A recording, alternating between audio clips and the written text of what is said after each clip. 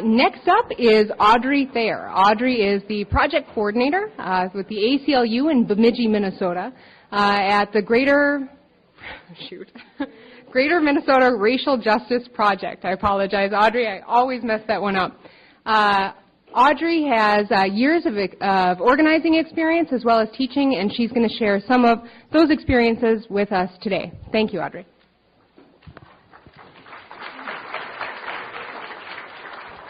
So I had promised Emily that I would do the 10 minutes. I'm going to watch very closely because I'm time conscious too. So and that's what happens when you're out in the field. I've been up in the Bemidji area for the past 8 years. In 2004, the American Civil Liberties Union had made a decision to open a field office in northwestern part of Minnesota in Bemidji, which is kind of a regional city of about, I would say 10,000 in city and maybe 30 in an outside. The area up there is predominantly Native American. There's the 3 largest reservations are located and encircled around Bemidji. So in 2004, I was hired to open the office. It's a model project. It's the first one nationally for ACLU that has worked with indigenous populations off reservation. And it's also unique to the tribes because we are working with jurisdictional issues off reservation. And we do work very closely with the tribal councils and with the communities on res. So in 2004, we had a 7-county area up there in northern Minnesota, which were predominantly Native. So when I began, I had some experience with community organizing and started milling around the small cities and the towns and the reservation communities. And it was a shock to see the amount of rates of incarceration in the county jails. At that time, in 2004, we were running about 83 to 85% incarceration of Indian people in the county jails. So for every 100 beds, there'd be 85 more Indian. We are down statistically in the focus counties. A couple things. When I had to begin working on the project, in fact, Myron Orfield did have an opportunity when I didn't have gray hair to come up, and that's from the job, Myron. So. And then we just began focusing. We thought if we took Bemidji as a regional area, then at that point we would be able to maybe kind of spin off to the smaller communities, which were actually are much more challenging to work in. So Beltrami County was situated in that city. So the stats now in incarceration is now running from that 80% or so down to about 43 to 52%, but it's been based on many years of education and a lot of advocacy. And so the work in community has been huge. I spend most of my time, and it's a long distance, so it's not like urban areas where it's just a few blocks down the road. We're talking maybe 45 minutes to get to one part of the reservation in a community, and I'm visiting or talking to them in the evenings and trying to get education to the communities, how important it is having an understanding of the legal system and what is happening when they're being picked up. The courts up there have done well. I believe that the judges are trying diligently to create a better environment for what they're getting into the courtrooms. But I see actually it is a lot of the contact with police at the time of traffic stops. And that is where we see a lot of challenges and misunderstandings and charging that's going on at that time. So if we, often when I think about how do we solve the problems of the selective policing that we're seeing and trying to prove it, it gets daunting.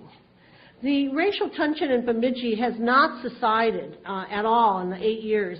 It kind of webs and flows back and forth. So sometimes we had a shooting of a Native a young man a few years back by an officer in the city of Bemidji, and it got very outspoken in the Native communities.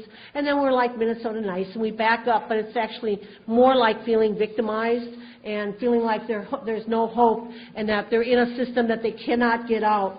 And I am now in the tribal colleges teaching and educating on the Constitution and on pieces of important pieces for them to understand of the process. I'm noticing in the courts that we do still have a huge communication issue.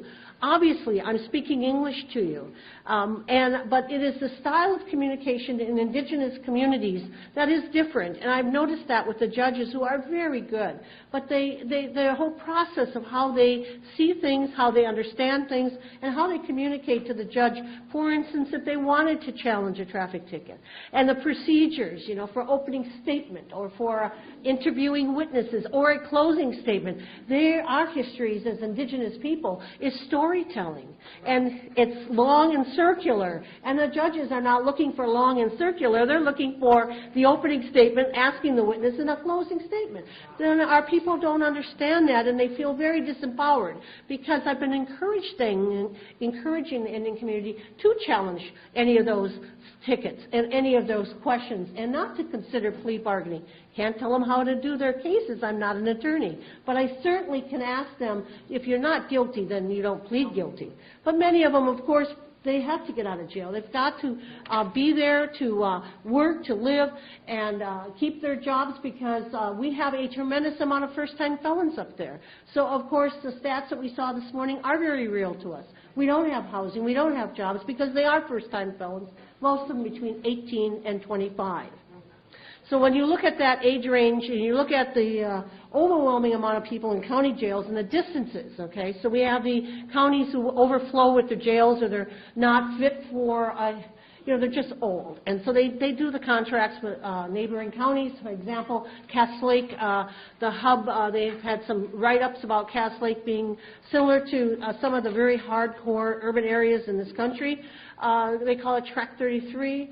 We have a lot of incidences with law enforcement there. They end up incarcerated for the night or the 72 hours because they pick up on Thursdays a lot so that they sit over the weekend.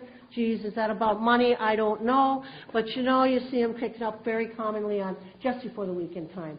So you see Crow Wing is a contracting county. It's about an hour away plus from Cass Lake. So most people don't have vehicles. You're taking rides, you're hoping that somebody will hire you, so you can imagine the disconnect between families. And so we're not reifying families either when they're sitting in those situations. So I touched a little bit on the first-time felons. It's a huge issue. The community process, the selective profiling practices, and the police practices. I have so many sheriffs that smile at me, but yet are not doing what they should be doing. And so they just keep smiling at me and keep telling me everything's going to be okay. I'm very grateful for the ACLU office in St. Paul, Teresa Nelson, who's our lead attorney in the office. I mean, I'm on the phone with her on a frequent basis.